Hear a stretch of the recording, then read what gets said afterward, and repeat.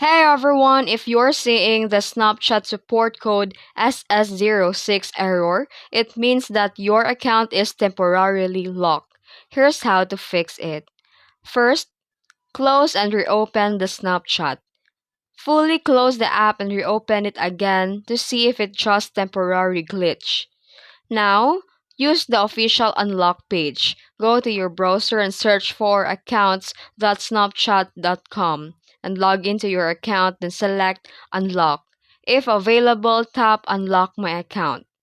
Now go back to login page and choose forgot your password.